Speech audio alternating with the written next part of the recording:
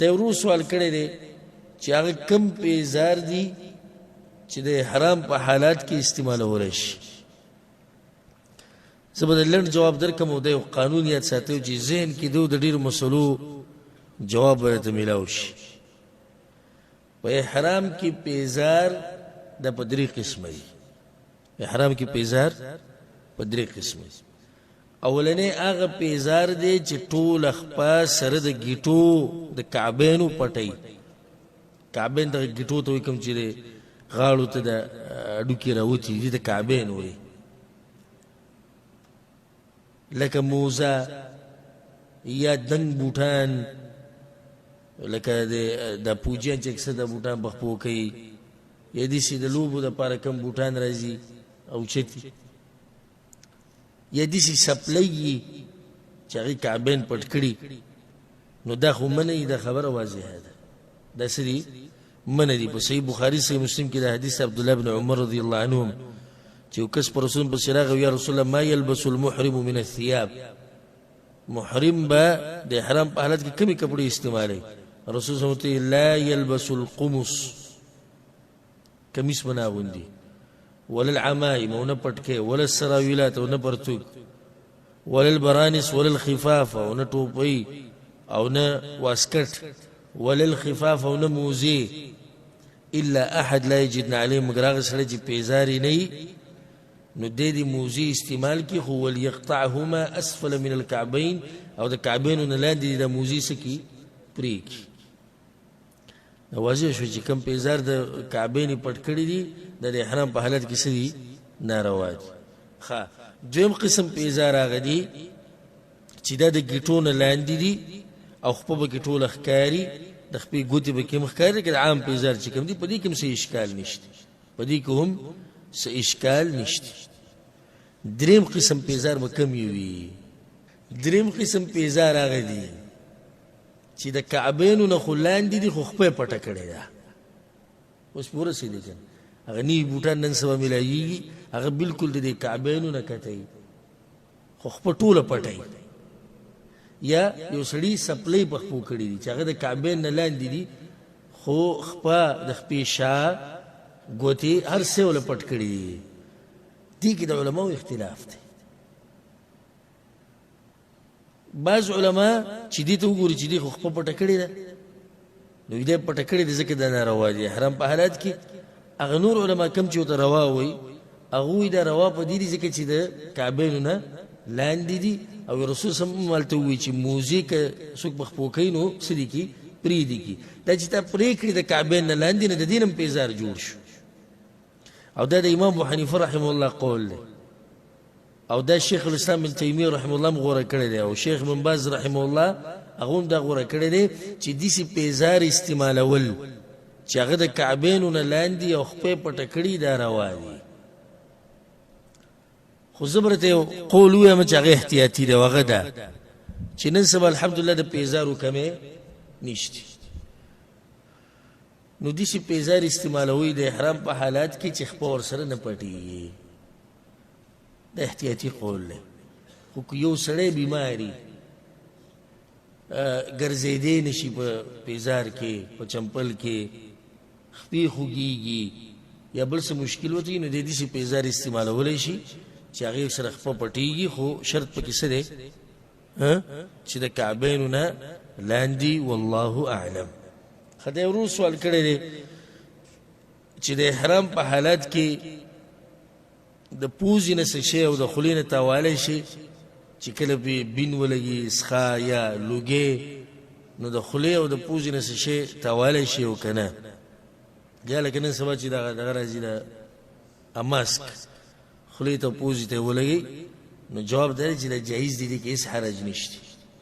یو سړی دی لکه هغه ته الرجي ده یا په یو دېس ځي باندې تېر شو چې لوګی دی، خصوصا په دې حج کې د ګاډو د لوګي ډېري، یا د بین د لاسه، نو دې استعمالول روا دي، د شریعت نه دي منع کړي. والله اعلم. دا یو ورور سوال کړی دی چې په دې مسله خو موږ رسېدلي یو چې د احرام په حالات کې ښځې ته نږدې کېده په شهوت سره دا ناروا دي، او دغه شان سره کورواله هم نشي کولای. خو سوال دا دی چې آیا اسې ورسره سملاستی شي او که نه، او بغیر د شهوت نه ورسره لاس لګولی شي او که نه؟ جواب د دې مسلې هغه دا دی چې منع کار چې کوم دی شریعت چې منع کړی د احرام په حالت کې هغه کوروالی دی او ښځې سره لاس لګول په شهوت سره، که ښکلی که لاس لګوي ټول منع دی. الحج اشهر معلومات فمن فرض فيهن الحج فلا رفث ولا فسوق. فلا رفث، او دا مسله موږ بیان کړې وه چې رفث هر هغه ټکي ته وایي، هر هغه کار ته وایي چې سړی پکې ښځې ته نږدې کېږي په شهوت سره، دا به په حج کې نه وي. باقي د ښځې سره وده کېده یو ځای او د هغې سره لاس لګول بغیر د شهوت نه، نو دا جایز کار دی د احرام په حالات کې، دا منع نه دی. خو بیا هم نصیحت دا دی چې یو سړی په ځان باندې دغه نه ویني چې شهوت یې ډېرې کېدي، صبر ترې ونه شي، نو بیا پکار دی چې د احرام په حالات کې د ښځې نه جدا سملي. والله اعلم. دا یو ورو سوال کړی دی چې دا حدیث صحیح دی او که نه، چې په مکه کې په حرم کې د رمضان د میاشتې د روجې د نیوو فضیلت دا دی لکه ده چې 1,00,000 میاشتې روجې ونیوي. دا صحیح دی او که نه؟ الجواب، دا حدیث ضعیف روایت دی او په صحیح حدیث کې دا مسله نه ده ثابت. په صحیح حدیث کې صرف مسله د څه ثابته ده؟ مسله د مانځه، چې مونځ په مسجد حرام کې د په 1,00,000 حسابي، خو نور د روجې د زکات د ذکر رئیس مبارک نه نه راغلی. خو دومره ده چې دا خبره صحیح ده چې هلته اجر ډېرېږي، خو څومره ډېرېږي د شریعت نه دی ښوولی موږ ته. دې باره کې ویلی شو، دلیل دی موږ سره چې مونځ لکه 1,00,000 مونځونه چې دي وکړو، خو د دغه باره کې څه نشي ویلی د نورو اعمالو باره کې. دا داسې دومره وایو چې اجر ډېرېږي. یو سړی دی صدقه ورکړه په حرم کې دننه، یو سړی دی صدقه ورکړه حرم نه بهر، هغه یو اجر به ډېري کوم چې په حرم کې دننه صدقه ورکړه. تاسو دا خبره مې یاد ساتئ چې ګناهونو اثر هم ډېري، ګناهونو هغه جرم هغه هم ډېرېږي. خو څومره ډېرېږي؟ ګناه په 1,00,000 ده؟ نه، موږ ته پته نشته، موږ ته د هغې پته نشته چې شریعت دا نه دی ښوولی. والله اعلم. دا ورو تپوس کړی دی، ډېر ښکلی تپوس یې کړی دی چې زموږ دا خلک چې کله حاجیان حج له ځي، نو دیو ته به دې تلو کې ووایي په رسول وسلم باندې به زما سلام ووایې. دا کار مشروع دی او که نه دی مشروع؟ الجواب، دا کار غیر مشروع دی او دا کار بدعت دی. رسول صلی الله علیه وسلم کل محدثة بدعه وکل بدعة ضلاله، هر نوې کار په دین کې بدعت دی چې د عبادت په نیت وشي، دا خو د عبادت په نیت دی. نو د سلف صالحین، د صحابه کرام، تابعین، تبع تابعین په دغه زمانه کې د قطعا نه دي ثابت چې هغوی چاته ویلي چې د رسول صلی الله علیه وسلم په قبر باندې به زما سلام ووایي، بلکې دې خبرې ته وکړي شریعت دا مسله موږ ته څومره اسانه کړې ده. کم سړی چې د رسول صلی الله علیه وسلم د قبر په خوا کې ولاړي په رسول سلام واچي، او کم سړی چې په امریکا کې او په افریقا کې او په هغه ملکونو کې سلام واچي، د دواړه یو شان دي. څنګه یو شان دي؟ عبدالله بن مسعود روایت ته امام نسائی رحم الله راوړی چې ان لله ملائکه سیاحین فی الارض، د الله ملائک چې هغوی په دې ځمکه کې ګرځي، الله ولا دا ډیوټي لګولی د رسول صلی الله علیه وسلم وایي چې زما په امت کې څوک په ما سلام واچي نو ما ته را رسوي، دا ډیوټي د هغوی لګېدلی. په روایت کې دا راځي، ابو هریره روایت ته امام ابو داود رحم الله راوړی چې لا تجعلوا قبري عیدا، زما د قبر نه میله مه جوړوئ، میله. په دې کې ته یو فایده ذکر کوم، زما زړه کې چې هره خبره کې تاسو فایده ذکر کوم چې علم هم ډېر شي. فایده دا ده، یو سړی مسجد نبوي ته لاړ، مسجد نبوي زیارت یې وکړو، آیا دا طریقه صحیح ده چې وخت په وخت دی د رسول صلی الله علیه وسلم قبر له راځي او سلام اچوي؟ ولې نه صحیح؟ میله تې جوړي، کوم اجازت ورکړي دې نه څه جوړ شو؟ میله تې جوړه شو. لاړې په یو سفر کې یو پیر سلام ولې واچو، تلو کې او راتلو کې مس حرج نشته. خدا باز کوم خیال کړی هر منځ نه باز یو د رسول الله قبر باندې سلام اچي. حاصل د خبرې دا شو چې دا کار بدعت دی او په شریعت کې نشتی چې زماره طرف نه بچا سلام واچي او رسول الله. اوس ګوره دومره ذمہواري ول ورکوي کېدی شي ير شي کېدی شي مړ شي کېدی شي بل څه مسله ورته راشي خو ته سلام واچوه درود ووایه ملایک چې هغه به چاته ورسوي رسول سلم ته به ورسوي والله اعلم. دا یو ورور سوال کړی دی چې آیا مسجد اقصی هم داسې حرم دی لکه څنګه چې مکه او مدینه؟ الجواب مسجد اقصی د ټولو جمعتونو نه غوره جمعات دی سوای د مسجد حرام نه او مسجد نبوي نه. غوره جمعات د ځمکې په دې مخ باندې هغه مسجد حرام، بیا مسجد نبوي، بیا مسجد اقصی. او ځکه حدیث کې د امام بخاري روایت راوړی دی چې لا تشد الرحال الا الى 3 مساجد، د زیارت په نیت په سفر نه کې مگر 3 جمعتونو ته، مسجد حرام، مسجد اقصی او د رسول الله جمعات. نو دین فضیلت ثابت شول مسجد اقصی. دویم فضیلت د مسجد اقصی دا دی چې دی کې یو موز وسو دی 1500 ول روایت کمزور ہے او دا برته نوی مسله بیان کې دي تاسو نه اوریدلی. امام حاکم رحمه الله روایت راوړل او صحیح روایت د ابو ذر غفاری رضی الله عنه وی چې موږ یو پیر ناسو د رسول سم په خوا کې خپل منځ کې با شروع کو چې د رسول سم جمعات غوړه دي که مسجد اقصی غوړه وی رسول سم وته زما په دې جمعات کې منځ لکه په مسجد اقصی کې چې سلور منځونه وو. زما په جمعات کې منځ لکه په مسجد اقصی کې چې سو کې سلور. خدای رسول سم په جمعات کې منځ په سو دي په زر، نو په مسجد اقصی کې یو په سو شو په 2.5 دا مسله مخکې اورېدلې دا نوې مسله یې زده کړئ. مسجد اقصی کې یو موږ په څو شو په 2.5 باندې، په مسجد نبوي کې یو په زر، په مسجد حرام کې یو په 1,00,000. دا په صحیح حدیثونو کې په دې حدیثونو کې چې هغه ټنګېدلي حدیثونه دي دا ثابت. ها مشهوره ده چې په مسجد اقصی کې یو موز په 1500 دی، خو سندن هغه روایت کمزوري دي. په کوم روایتو کې چې دا راغلي دي چې مسجد اقصی کې یو موز په 1500 دی. د دین خو ثابت شو چې مسجد اقصی د نور جمعتونو نه غوره جمعات دی. خو دې مسله لري چې دا حرم دی که نه دی؟ نو حرم نه دی، دا حرم نه دی. ځکه دا بس خلک خطا کېږي وایي 3 حرمونه سو 3 دی او سره حرم کېږي، دا حرم نه دی. لکه حرم دې ته وایي چې هلته ته څاروی نشي وجلی، یعنې دغه نشي کولی، دا ښکار، دا غځي ونه بوټې دا نشي ویستی. نو دا ثابت دی د مکې دپاره او د مدینې دپاره. دریم نشتی، مسجد اقصی ته حرم نشي ویل. او د فائدې دپاره دا خبره ذکر کوم او دا هم نوي مسله. وګوره په دې مسلو ګورئ تاسو سره زه محنت او د دغه کوم د الله د رضا دپاره که دا مسلې چې ته په پیسو خرڅېدې نو دا د کروڑاو ریالونو باندې هم نه ورکوم. ګورئ والله که ولیکم په دې د دې دپاره محنت ستړیوالی را جمع کول، ذهن لګول، وخت ورکول. خو دې دپاره د علما دین زده کوي او بیانوي چې الله راضي شي. نور والله چې یو مسله د کروڑاو دغه مسله چې یو موږ په څو دی مسجد اقصی کې په 2.5 دا نوې مسله. بله نوې مسله حرم دا په 3 قسمه دی.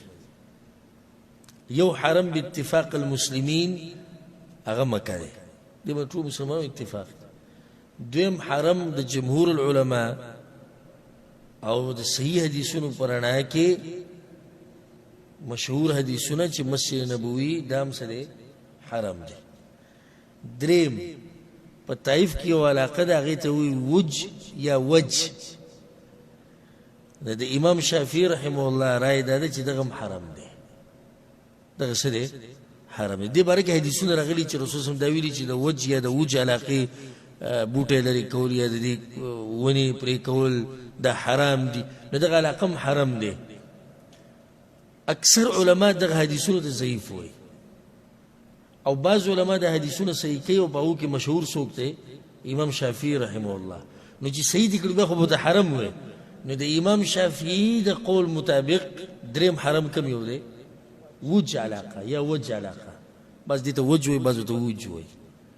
دا په طائف کې د علاقه شته نو چې څوک درنه تپوس وکړي چې درې حرم کم یو دي، نو اولنی باتفاق المسلمین، دویم جمهور العلماء قول، او دریم د چا قول دی؟ د امام شافعي رحمه الله. او کم علما چې دغه حدیثونه صحیح کوي، نو هغه وایي چې دغه علاقه چې وج ورته ویلی کېږي، دا علاقه هم حرم شمارلی کېږي.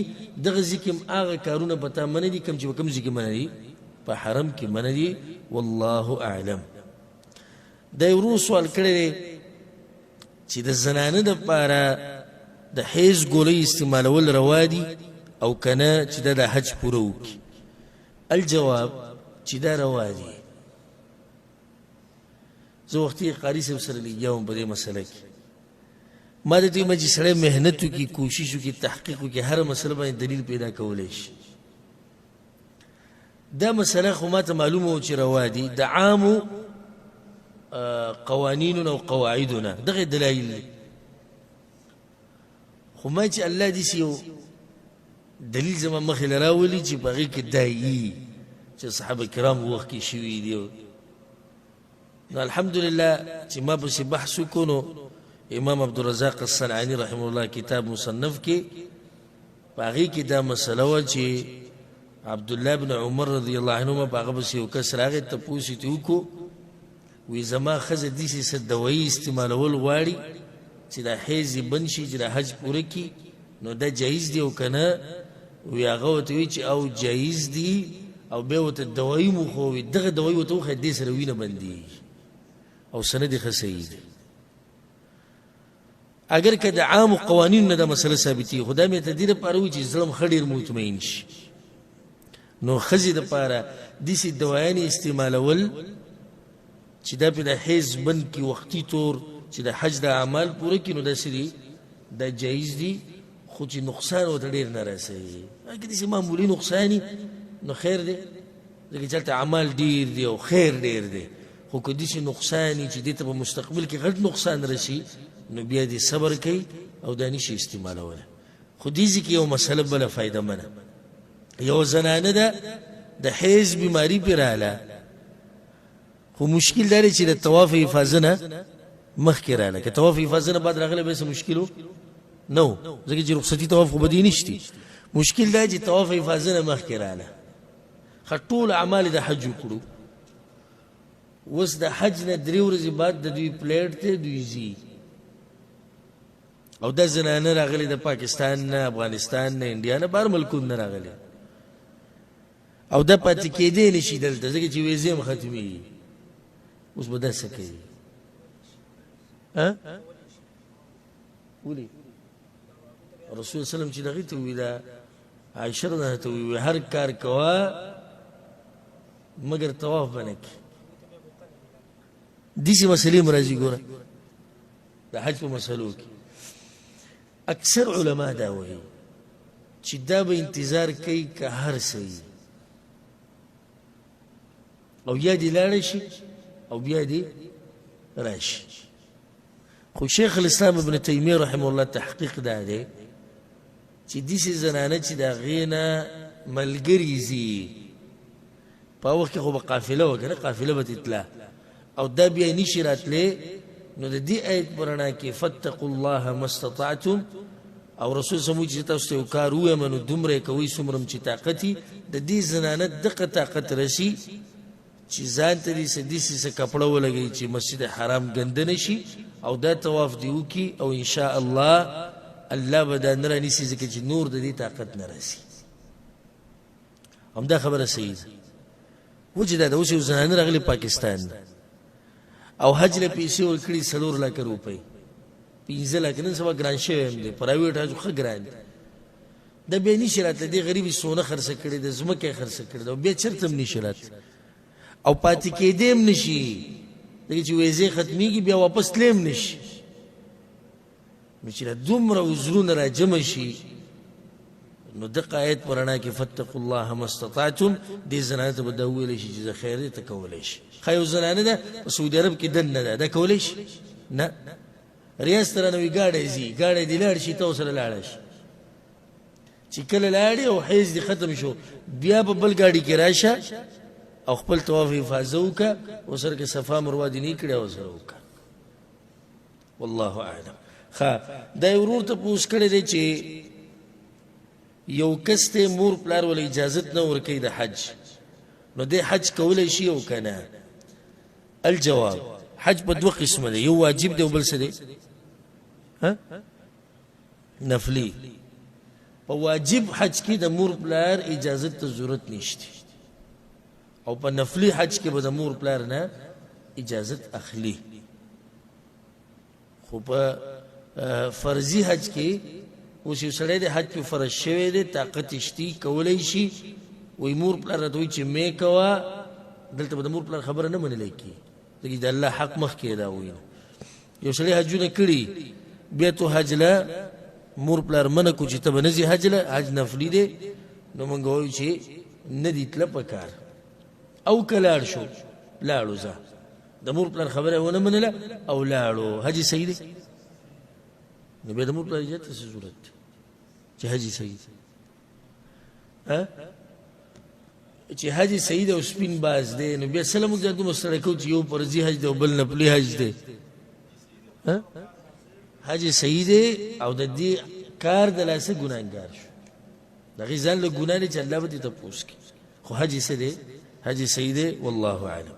د یو ورور ناشنا سوال کړی دی، وی یو سړی دی په خپله حج نشي کولی، بدني طاقت یې نشتی او مالی شتی، بدني نشتی مالی شتی، او د خپل طرف نه یو داسې کس وکیل کو د حج دپاره چې هغه په مکه کې اوسېږي، نو دی به ولس رخصتي طواف کوي او که نه؟ ولې سوال ته ضرورت په دې راغځي چې هغه په خپله بهر دی، لکه یو سړی پاکستان کې دی، یو کس له پیسې ورکړې زما طرف نه حج وکړه، او هغه کوم ځای کې دی؟ مکه کې دی، په ده باندې رخصتي طواف شتي او که نه؟ جواب د دې مسلې دا دی چې کله افاقي کس وي چې مکې نه بهر وي، یو داسې کس وکیل کي چې هغه په مکه کې، نو په ده باندې رخصتي طواف نشته. ولې به نشته؟ د طواف د دې سره تعلق نه ساتي چې د کوم سړي دی وکیل کړی، طواف تعلق ساتي د دې سره چې ته د حرم نه وځې که نه وځې. په دې ورسېدې که نه؟ دا خو د حرم نه د وتو سره دا خبره ثابتېږي، نو په ده باندې طواف شته که نشته؟ نشته پې. او د فایدې د ساتي چې مکی او غیر مکی په حج کې هېڅ فرق نشته سوای د دوو نه. دو فرقونه دي. کم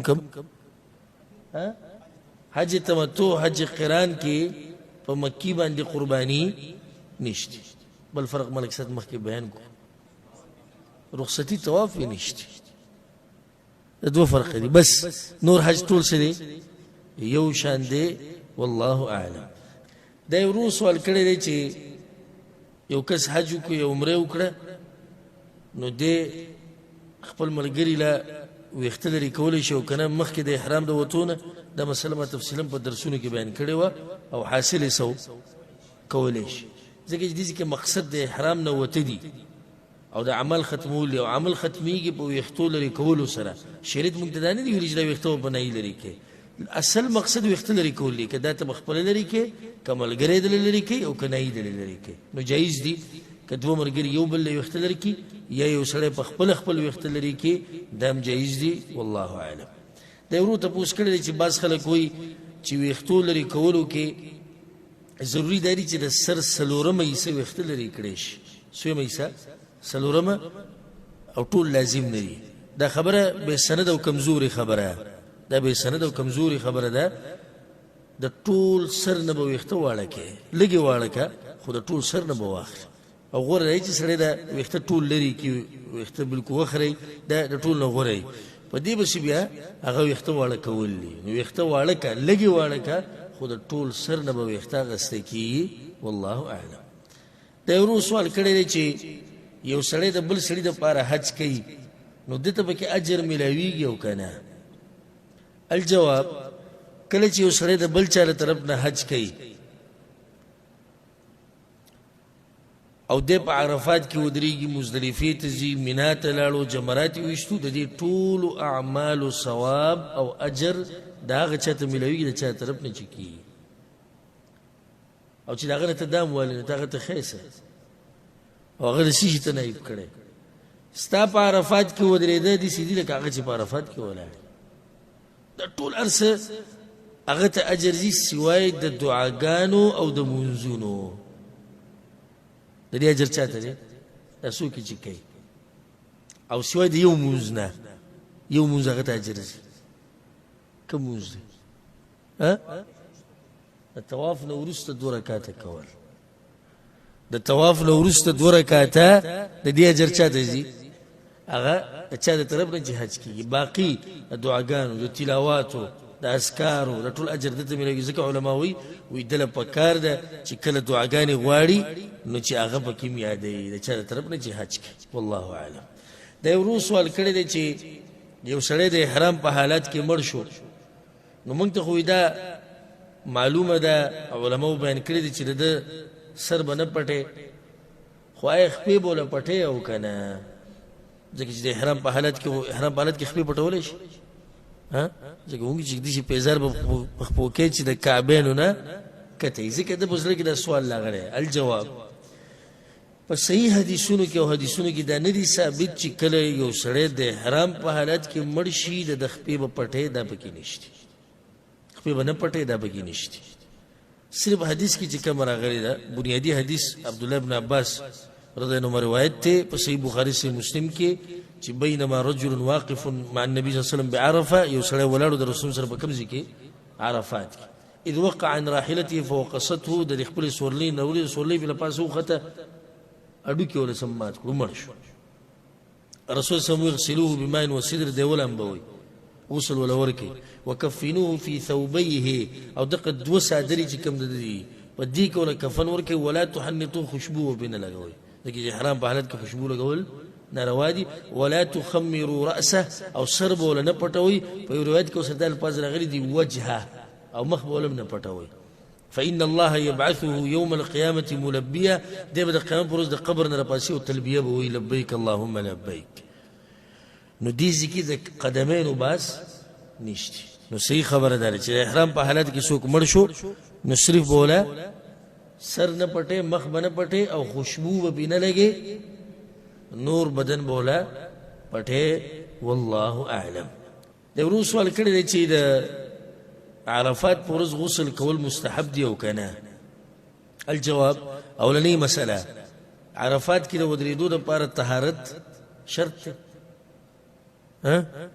نه دی شرط ځکه که حایض زنانه ته ودرېږي نو حج صحیح دی که نه دی صحیح دی جنابت په حالت کې سړی په عرفات کې ودرېدو صحیح ده خو غوره ده چې اودسي پاکي ولې ځکه چې دعاګانې به غواړي مونځونه به کوي بیا راځو دغه مسلې له چې دې ورځې لپاره خاص غسل کول نو دا د رسول صلی الله علیه وسلم نه راغلي د خو هغه روایت موضوع منګړت دی امام ابن ماجه رحمه الله راوړی چې رسول صلی الله علیه وسلم په دغه ورځ غسل کړو خو هغه حدیث منګړت دی خود صحابه کرامو په صحیح سند سره ثابت چې لکه عبد الله بن مسعود عبد الله بن عمر او علي بن ابي طالب رضی الله عنهم اجمعين او نور صحابه کرامو نه چې دوی به دغه ورځې لپاره غسل کوو نو په دغه ورځ باندې غسل کول مستحب دي ولې ځکه چې ګڼه به یو ډېر وخت به دی ولاړې او دعاګانې او منځونه نو چې پاک صفا ولاړ خو دا مسله ساتي چې دا چا لپاره مستحب دی چې هغه په دې حج کې اوس یو سړی د حج نه بهر دی خپل کور کې دی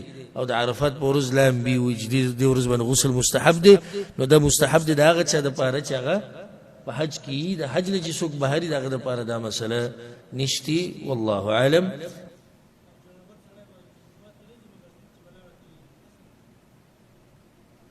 دارو ته پوښ کوي چې د طواف افاظه مسله موږ بیان کړه چې زنانه ده او په هغې باندې حیض راغلی طواف افاظه ورته پاتې دی او ورته وایي چې طواف دې وکړي او الله وایي چې جنوب سړی به جومات ته نه ننوځي نو ته یې جواب وکړو ته یې جواب داسې وکړو چې جنوب سړی به نه شي دا خو مسله موږ د چا بیانو د حیض زنانه بیانو د جنابت په حالات خدا نه ده دا د حیض په حالات کې ده او د اجازت ما ډېر په دغه اضطراري حالات بیان کړو چې هغه ټیم کې اجازت ځکه چې بل څه لار نشته او یا به دا پوره حج نیمګړی پاتې کېږي اوس دا ظلم نشو چې دومره پیسې او دومره خرچه او راشي او ته چې پوره حج نیمګړی پرېږده نو ځکه د اجازت هغو ته د تحقیقي قول مطابق د هغو ته شتي والله اعلم